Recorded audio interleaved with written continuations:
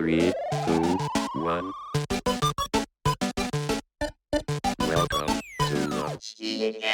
Welcome to the Spielekeller in English. First special edition, English language. I'm here with Dennis. And I'm also here with the man, the myth, the legend, the godfather of esports, Craig Levine. Thanks for having me, guys. Is this really the first one in English? Yes, absolutely. Wow. Now I'm honored. Thanks. Absolutely, yeah. I mean, usually we do everything in German, but since we go to IEM Cologne and there's so many special people here that speaks English, we thought it's a good idea. Yeah. Thanks for having you here. Absolutely. Thanks for having me. It's a better idea to do this in English than to try to do it in German. Yeah, so I was think wondering. the viewers will appreciate that as well. No, I'd love to do it in German with you, though. 9. No, see? Well, okay, Craig, this is tough because I don't know if there's anyone who gets esports who does not know who you are, to be fair, and I'm serious about this. But do you want to quickly introduce yourself?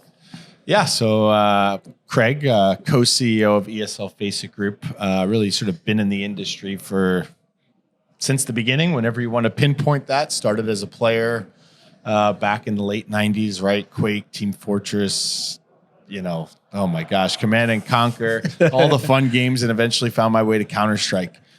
Fell in love with the game, eventually started playing competitively, organizing online competitions, and then started university like many other people do.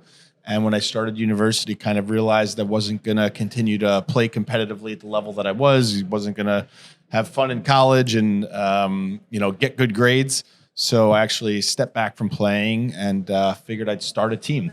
And that point in time, obviously, pro gaming wasn't really a thing, especially not in the US. So we kind of looked abroad a little bit to what was happening over in Asia and obviously in Europe as well with teams like SK Gaming, and started a team called Team 3D in 2001. So it ended up, we went back in the day. I think this is what you wanted, Chris, right? An introduction? Oh, yeah, I mean, Go for it. Like Okay. for me, it's really hard to understand where we got to kick this off because, and I said this earlier with a smile. I'm not going to say you're old, but in esports years, you're probably old.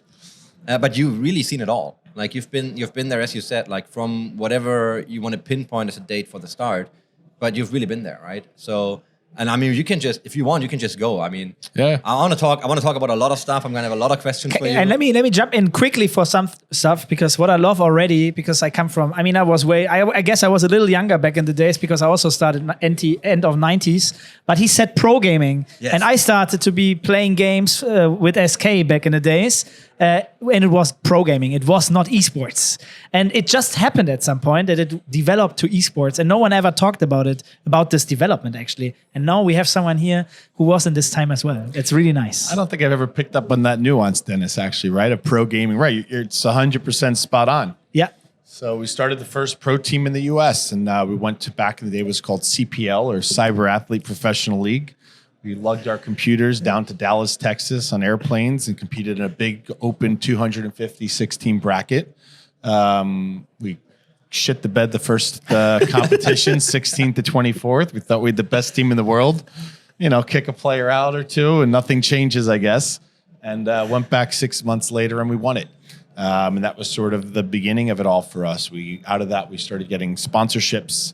And that was the beginning of the journey of Team 3D over the next 4 years or so of becoming the best team in the world, or one of the top 3 teams in the world. I'm not going to get into a debate about us versus SK Gaming. Title will talk. We're gonna talk to Alex tomorrow, and we're gonna talk to Yeah, exactly. So we can ask them. I definitely ask Alex. Yeah, and then kind of out of that, coming home one year, competing all over the world, World Cyber Games, Esports World, ESWC, CPLs, Click Arenas, you name it, all over the world, weird tournament, weird conditions. And He knows Click Arena. I played in it back in the days. yeah. I tell you right now that whoever listens to this and is not like fully engaged in the past of it, you got to look up a lot of shit right now. or confused. Yeah, but there's a lot of stuff, like a lot of things you got to look up. But yeah, that's what it is. Yeah, I don't know if Liquipedia goes back, so someone can maybe make some entries. I think Click Arena is not in Liquipedia, for example. I think so, at least. I remember that time's awesome. So someone's going to update it after this podcast goes live. It's about time. Yeah. We've got a complete history, the annals of history. Yeah, it was before ESWC 2003. I remember that. Click Yeah. Arena was before that. Toulouse, right? Yeah. Yeah, that was the time. Guys, that was the time. I met my StarCraft 1 fan and player. I met Red Nada and NC Yellow back in the days. Two of the, at this time, best Koreans ever. And I saw them playing. It was just a different level because we saw POF, like first person view. And it was the first time you could see it somewhere offline. And I was amazed by seeing these guys playing games. And I thought I was quick, but no. Not good enough. Not good enough. Yeah. So I remember traveling back one year from Korea World Cyber Games. I was sitting in the airport with BDS from SK Gaming. And I was sitting there talking to a guy. Oh my God, what's his name? I'm going to get his name wrong. Someone could. Oh my God. Bleach blonde hair from gamers.new. No one here. That's all right. I'm getting blank looks around. Anyway, told us about this service that they used to have in Sweden where you'd anti-cheat, private matchmaking. I said, that sounds amazing. Why don't you do it in the US? They said, we do it in Sweden. So went home, found a co-founder, and we started ESEA. Now to that was in 2004. So we started creating sort of the premium matchmaking experience for Counter-Strike back in the day. Out of that, started running events, started running competitions at LAN centers, and eventually had started 2 companies. And in 2014, had known Ralph, co-founder of ESL, as also one of the co-founders of SK Gaming. We'd known each other from playing each other and meeting each other in finals. And there were a couple of points over the years that we thought about sort of joining together. But really in 2014, the conditions were right. So we merged our companies at the time, ESEA, and we had an event agency called Esports Services. And we started the US operations of ESL. I think that was really sort of an inflection point in the company history of really going from a European company that did an Intel Extreme Masters event in New York every year to becoming a global company. Built a studio in Burbank, started doing publisher contracts, and sort of built the US business for a number of years, tried to build up the digital platform. And then when COVID hit, it sort of became the fight or flight moment, I think, for everyone in the world, right? And during that time, I took over, worked, to transition and became co-CEO together with Ralph, really rebooting the strategy a little bit of the company, merging in DreamHack into ESL, which had been a sister company under the previous ownership group of ESL.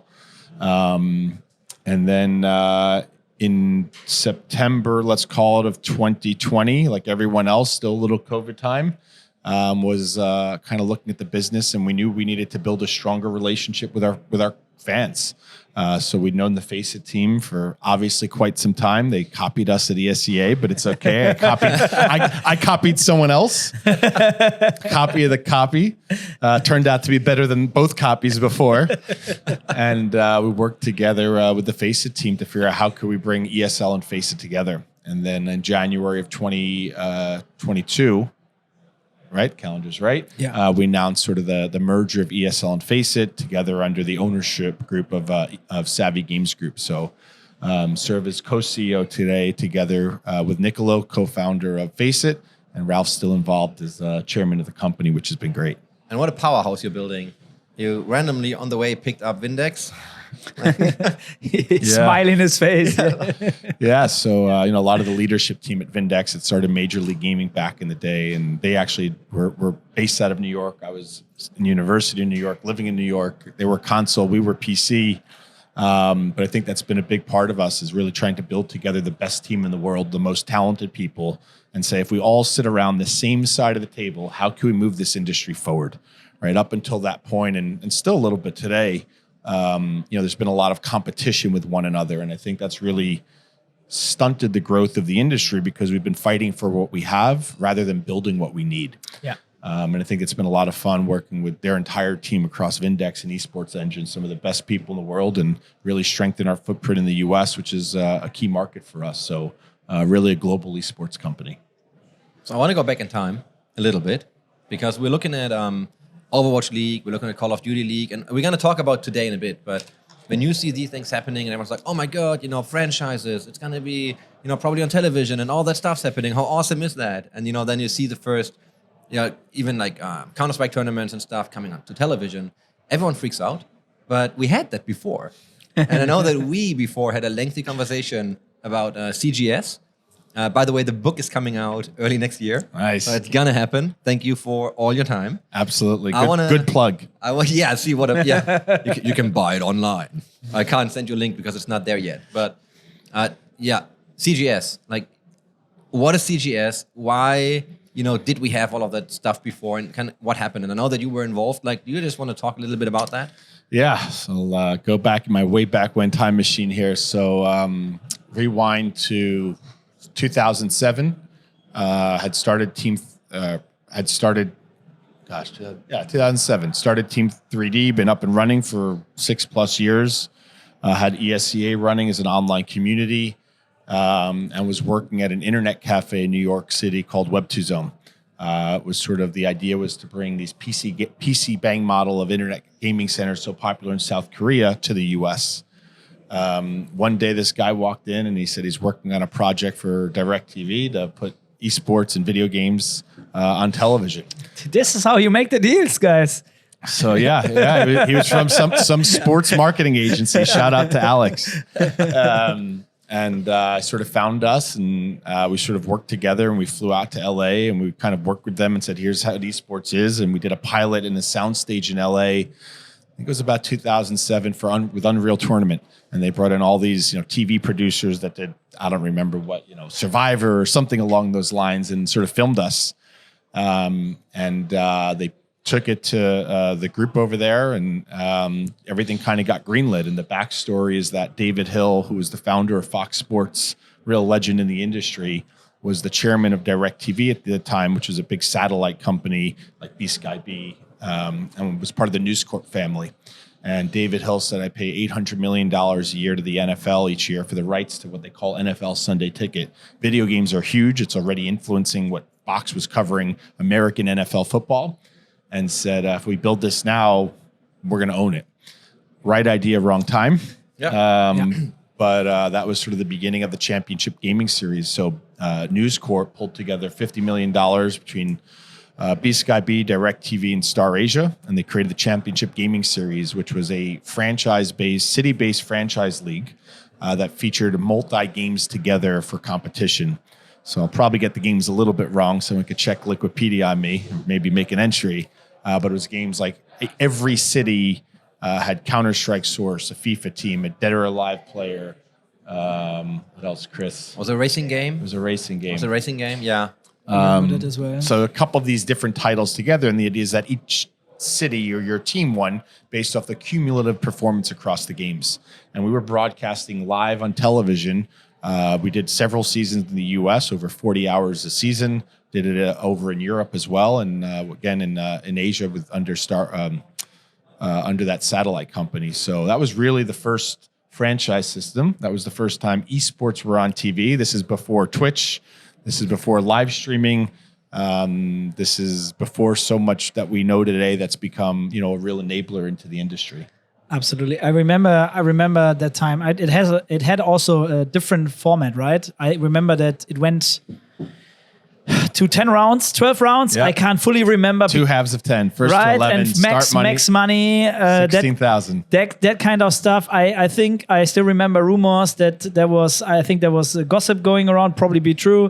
People got bought to be there, to be fans. I remember that was a story at some point. I don't know if you remember that. Yeah, so it was a long time ago. It was Hollywood. Yeah. So, I mean, absolutely fine. 2007 again. There were paid audiences in the background, right? Wasn't, not authentic in the way that it was. The fandom wasn't there. Yeah. But it was the beginning of something, and I appreciate sort of the risk that was taken. Mm-hmm. But great experience. Great experience for me. We were consultants on the project. We were the gaming guys, the esports guys that tried to keep the TV producers, in check, and they took a more playful edge, right? Not satirical. There was respect to it as a sport, but it sort of tried to combine different aspects of it, of player stories and human interest, and kind of bring it in. And I think there were a lot of great memories and friendships that were made there, but it was disruptive to the ecosystem. But it was one of those moments where we were looking hard and long, and we said, look, we could continue in this ecosystem that we know of World Cyber Games and CPLs and ESWCs, or this could be something that really accelerates it. Financial crisis hit. Again, right idea, wrong time. Companies sort of shelled up. They closed the doors. And then out of that, I think that really created then the entryway and the acceleration point back for MLG and for ESL to kind of, let's say, take back the community a little bit. And with that sort of, start that next chapter of growth. I was pretty visionary when you think about it. I think what I think is interesting, and that's why I think it's so repetitive, right? Because now everything you said, I want to add, I heard stories about a Playboy Mansion party and some of that stuff. True. So it's a lot of fun. Confirmed. I lived in Europe, guys. But the thing is, if you now look at, the idea was good, as you said, right? Good idea, wrong timing happens.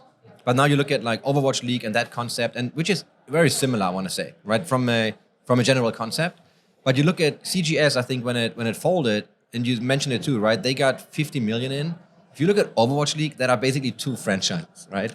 So if you look at the amount of money that they kind of required for people to get in, that's a completely different ball game. And I know that everyone, so when CGS folded, right, it hit the Counter-Strike ecosystem for a while as well, really hard.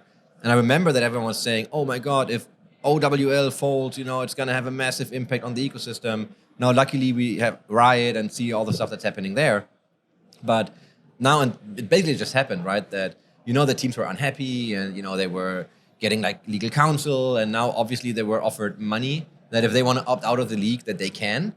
Do you have any idea or at least perspective on, why doesn't it work that time? Is it just a bad idea then, or is it, again, wrong timing? I think there are 2 flaws in the approach here, right? I think one of them is this idea of city-based teams. I think esports. I always say esports is the tip of the spear of technology and disruption. And if you look at our audience, it's global and it's digital. So the fandom is inherently happening all over the world, right? You've got Vitality fans here in Cologne, not just in France. So when you kind of limit yourself or when you tie yourself geographically, you actually start to limit the fandom. And what if your team doesn't have one of those teams or those franchises, rather? You might not associate in the way that you can if it's a national identity like much of esports or Counter-Strike is that's out there. So I think that was challenge number 1, is they ended up limiting their fan base and the appeal because of their pursuit of sort of local esports. The second challenge, in my opinion, was the franchise model, right? Sort of creating a closed ecosystem that limits the investment and puts the burden of investment onto a few. If you think about European football or soccer. Football. I'm here. I respect it. When you think about that ecosystem, right? Anyone, anywhere can pick up a ball and play, and you've got all these different Division 3, Division 2, national leagues. And it just becomes such a massive footprint of engagement and participation. Anyone could enter at any different level and feel like they could be put onto that path. And I think with a franchise system, you limit that because that idea of I can get there is decided by owners or managers or general managers. And money. Whereas my team practiced, worked hard, and earned our spot to get to the next division. So I think this idea of an open ecosystem that Counter-Strike's had since the earliest days, and that Valve obviously just reinforced, I think is super healthy. And I think that's what was one of the other challenges with Overwatch League around that, is they started to limit themselves before it ever had a chance to get really huge.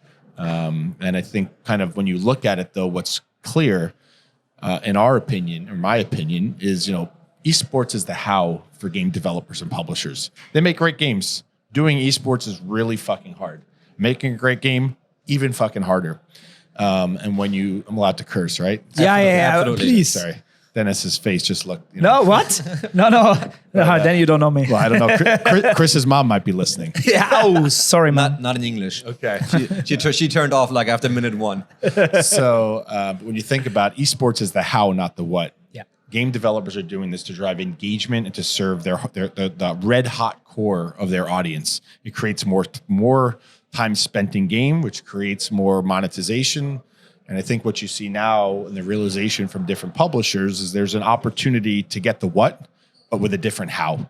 And I think that's what you really see with sort of the direction of Overwatch League, is saying there's a better way, a more efficient way to get this and owning and controlling it isn't the media property that it is. The most value is in that in-game games as a service business model. Do you want to talk about Riot then as well? Because they started doing franchise in League of Legends from an open ecosystem in the beginning. They have been really successful in Europe, America, so. And then they started having Valorant coming in, and they changed the ecosystem a little more even. It's a little more open because you can actually qualify for the main VCT, but it's still a kinda closed ecosystem. It's really hard to enter. What's the right way to do it? I don't know that there is a right and wrong.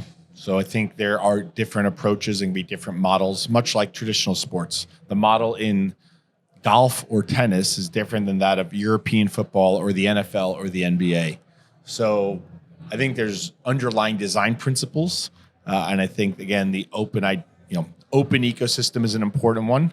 But I also think it's important to have a model of partnership, a way to a framework to align the incentives and the actions of the stakeholders to work together to grow the sport. Yeah. Players, teams, publishers, organizers, everyone plays an important role.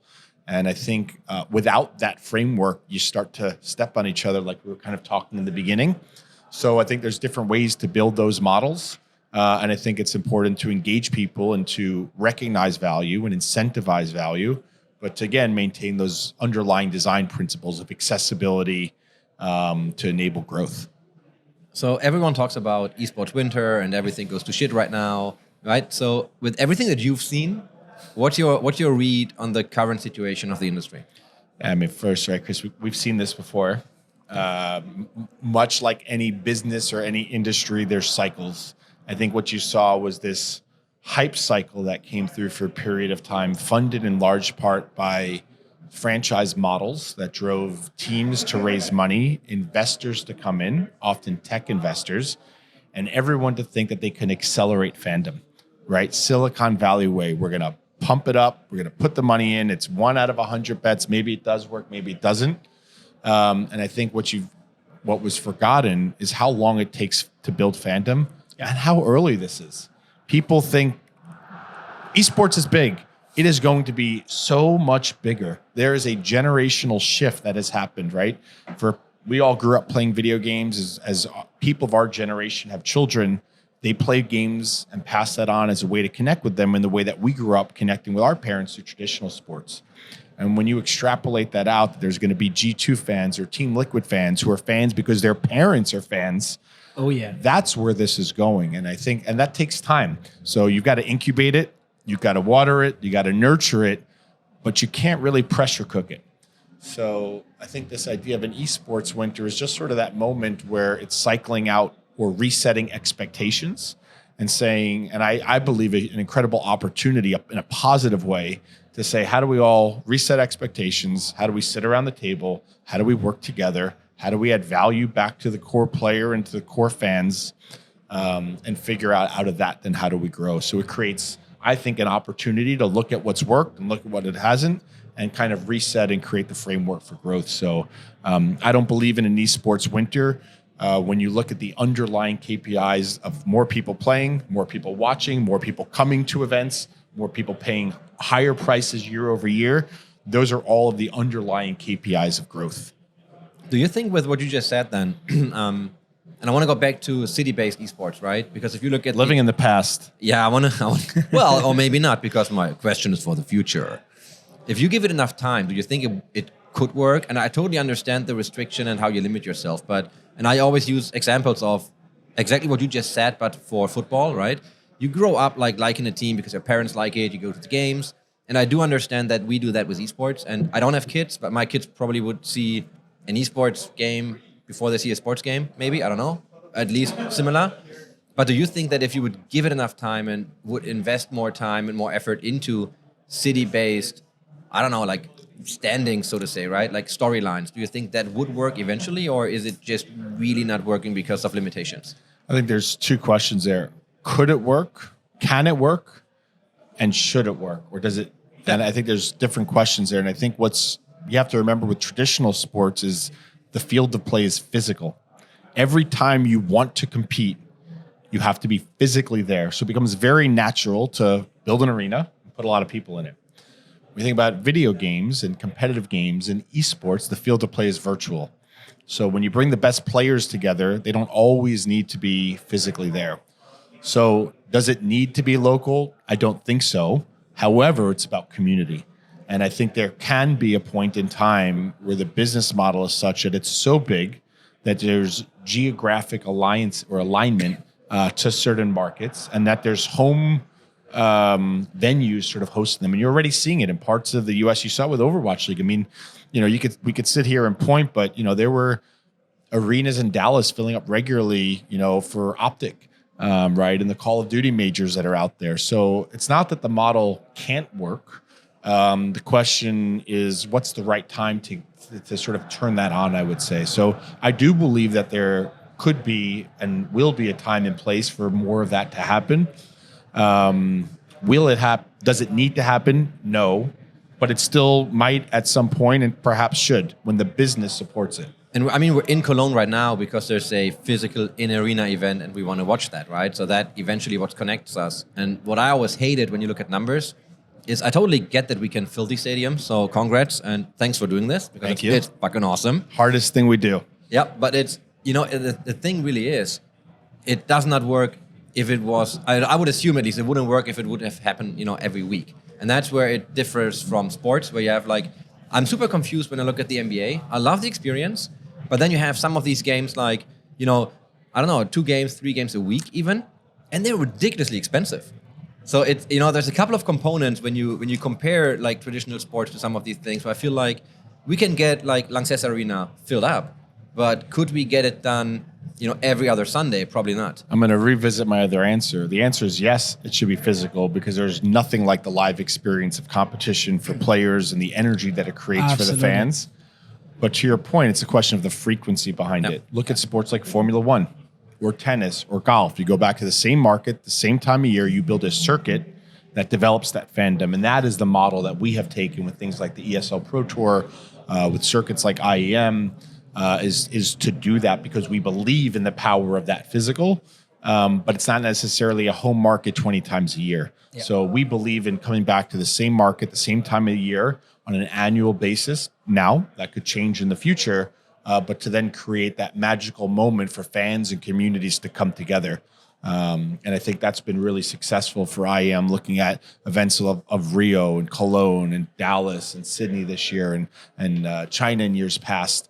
It brings the community together, and for the players, there's no better feeling than playing in front of an arena full of fans. And that's what sports and competition's all about. It brings out their best. But should the arenas then bigger be in the future? I mean, we're talking about Lanxess Arena, right? It's always sold out. If the sport is growing, should it be? I mean, I love the venue, don't get me wrong, right? It's perfect. But theoretically, from what I understand, we have a lot of nice beats online and then these flagship events offline.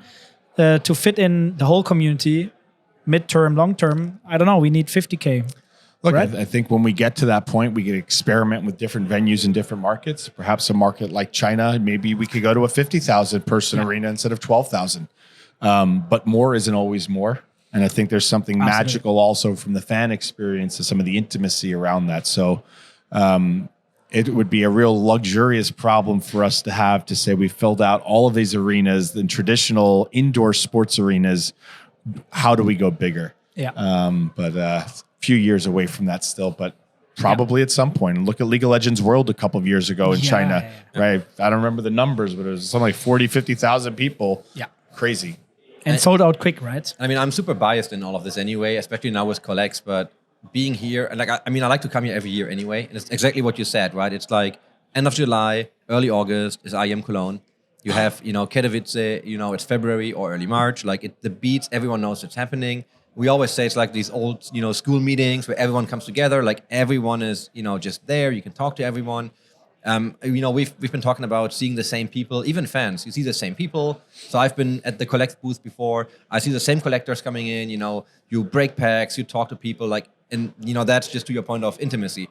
It's just fucking amazing. And I think I agree that it probably could be bigger at some point, but I think and maybe that's because I'm old and I like stuff I'm used to. But I like what it is right now. I really enjoy coming in. I really just love being here and having that. And Katowice, we have 170,000 people come over the course of the event. I mean, how much bigger do you need? How much bigger can you think of, right? So you get the whole city though too. Like exactly. It's not only the stadium; it's the city, right? I always say like Katowice is so amazing because like the whole city is turned esports. It's a magical moment, and again, you think back where we were, where it started in the basements of hotel ballrooms, where it was called pro gaming or cyber athletes. To where it is, and you just have to remember a little bit these snapshots in time. It could blur together, but that all happened in only 20 years. That's crazy, 40 years ago, the NBA was broadcast on tape delay. That's I remember the first ESL Pro Series, the German Championship, was in a basement. I played the finals there. It was in a basement in Cologne, somewhere in the middle of the city, Neumarkt.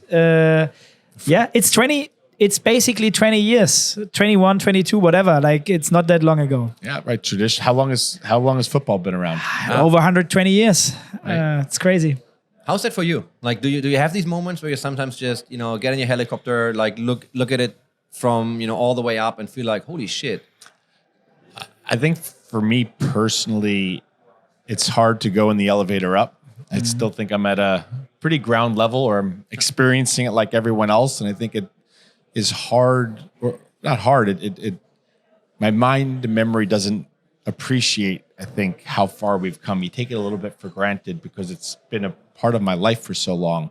So I think there definitely are these moments, like sitting here talking here with old friends that remember the good old days as well, that really then make you appreciate what this journey's been, how hard it's been, what so many people have sacrificed along the way. And I think these are the moments where you start to realize how special of an opportunity we're all afforded. And that's super, super unique. Always not going to stop it. 8 bedrooms with Ralph Reichert in my bed. Oh my God. This is... I don't wish that on anyone. Not even my worst enemy. And you're going to hate me because I got to repeat it every year once at least. Why not? Yeah. But we've all had those experiences. Yeah, absolutely. It's not the only one. But that's what I mean, right? That's where it's coming from. And then you look at all that stuff happening now. And it's good that it is what it is. But then, it's also good to have all these cool memories of, what it used to be. And I just feel when you talk to a lot of people or now even brands or like business partners, it's just, take Overwatch League. And when I talk to this about, it's like, oh yeah, it's this massive thing and nobody remembers like CGS. Yeah. Like people just completely forgot and it's like, no, here's a video of Jason Lake, on screen with his team. It's like, oh, holy shit, like when was that, right? So there's so much history in it that I feel is just worth looking at. And I'll be honest, I think that's one of the things that has made ESL so successful or survived, has allowed us to survive for so long. Oh yeah. Is that perspective that the leadership of the company under Ralph, myself, along with him and others, and now as ESL FACEIT Group, is that we've come from the community. So we understand the audience, right? And I think that's where missteps have come from, that helicopter view of seeing the big numbers or making the wrong analogy creates pitfalls versus appreciating. I always say that the E in esports makes it more different than more similar to the rest of the sports in the world. And that nuance and how you navigate that, I think is going to continue to be different because we're going to chart our own path forward. And I really believe, as I said earlier, we're this tip of the arrow. And we are the sport that's going to redefine fan engagement in other sports that will need to follow at some point as well. Our audience, this is how they interact. I couldn't agree more. Yeah, I want to use it as a segue into today's time, right? So as you said, like it's a group of people who just kind of did what they wanted to do. Then they built these companies, and then they kind of merged these companies, and then all that stuff happened. Let's fast forward to today. As you said, right? So you got picked up by Savvy Group. There's a merger with FACEIT. There's DreamHack involved. You now have like Vindex, like all these assets coming together. Like, what's next? I mean, if you look at it let's zoom out a little bit. It's a massive powerhouse. If you look at like all the big well-known assets, or most of let's combine them all and see what we can do. And the way I looked at it, and you can tell me if I'm off. If you look at it from a, let's say, service perspective, like you're now able to have like everything, right? You can start at the grassroots level and like have smaller things through online platforms. You can go all the way up to like stadium events. Like for any publisher, it's almost like esports as a service, kind of. Like, what's next for you guys now, and what is that situation like? Yeah, so when we created EFG, we will never lose esports in our DNA, but we recognize also not every game is an esport. So we created this vision to create worlds beyond gameplay where players and fans become community. And when you really think about what that means, I would argue esports is the strongest manifestation of community, but different games come together in community in different ways. What a World of Warcraft or Diablo or Minecraft community is different. And I think now as EFG, we want to create a bigger canvas for ourselves to be able to serve those communities in different ways. So things like Badlion or Minecraft community or DreamHack with a festival experience, and think about how we can do more and different things as well. And to your point, Chris, in this world, scale matters, right? From a monetization perspective, from an entertainment perspective, scale matters.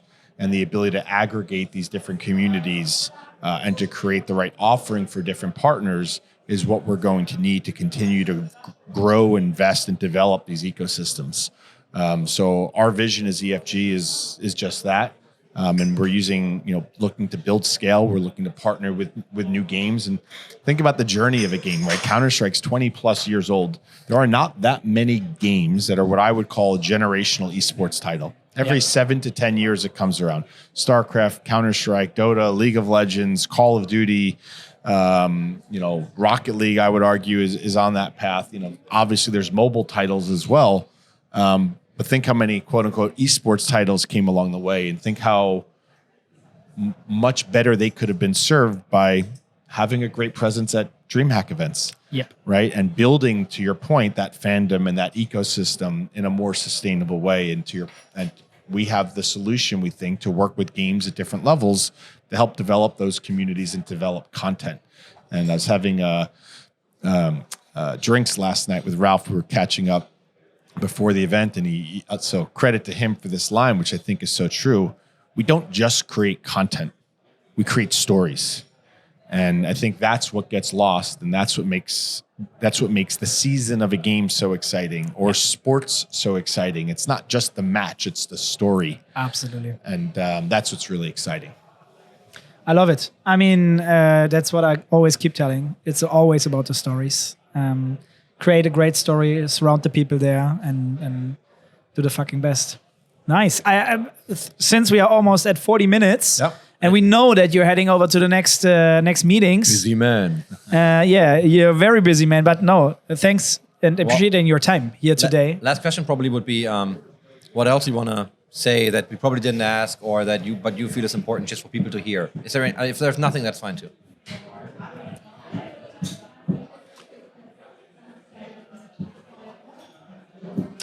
I think for us as EFG, it's not about being everything. For us, this is figuring out how do we take a leadership position in the community, in the ecosystem, and in the industry. And again, align stakeholders, reward, and enable ourselves to build this together. It's not about being the only Counter-Strike tournament. We want to be the best. It's not about being the only one that hosts something in a certain game. It really is trying to create that leadership position, again, that's going to enable the dreams of the next champion to stand up here at IEM Cologne and hoist that trophy in whatever game it might be in 5 years, 10 years, or 20 years. So I think that's the biggest thing from the inside of EFG. It's a community of players, of people who work really hard, who give a shit. That's one of our values. And it's easy from the outside, I think, to lose the personification and the identity of the people that work to put this on, or to misalign what the intentions are behind things. And it's a business, and there's nothing wrong with that. That's what we're all here for. But we think that we could be a good enabler and a good partner along the way with the community. So I think I guess what I'd like to say is to thank the community and to thank the players and the fans for trusting us and allowing us to be bold and try to do something that's never been done before. Build the biggest fucking sport on the planet. Ladies and gentlemen, the man, the myth, the legend, Craig, godfather of esports, Levine, co-CEO of EFG. Thank you very much. Thanks for having me. Thank you, mate.